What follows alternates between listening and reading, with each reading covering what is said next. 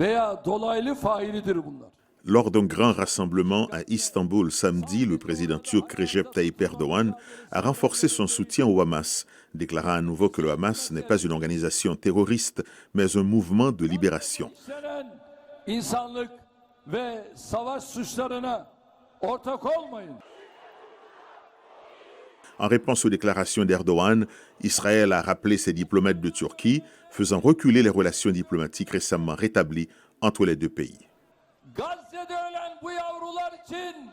Je pense que de telles déclarations symbolisent fondamentalement que le rapprochement est terminé. Je pense que c'est tout à fait clair. Ce processus de normalisation qui a commencé en 2022 est maintenant terminé.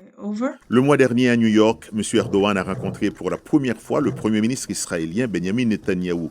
Au lendemain de l'attaque du Hamas contre Israël, M. Erdogan a d'abord atténué sa rhétorique, cherchant à jouer un rôle de médiateur. Mais Ankara semblant être mise à l'écart sur le plan diplomatique, Erdogan a renforcé son soutien public au Hamas.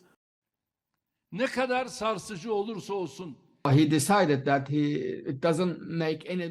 Erdogan a décidé que cela ne faisait aucune différence pour son rôle régional. Il pourrait donc jouer le jeu national au lieu de tenter vainement d'être un médiateur dans ce conflit.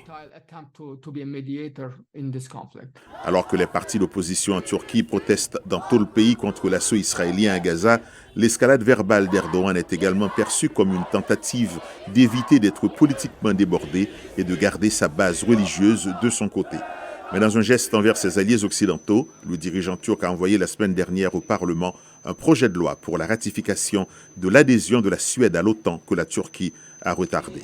Certains experts affirment qu'Erdogan cherche à réaliser un exercice d'équilibre. There he plays for the public, the local electorate and the Muslim population.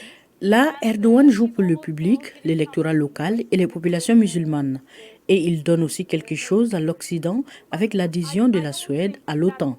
Mais je ne pense pas que cela fonctionnera de cette manière parce qu'il fait des déclarations très enflammées. Bashing the US, bashing Israel, it's going far beyond that. It's advocating Hamas.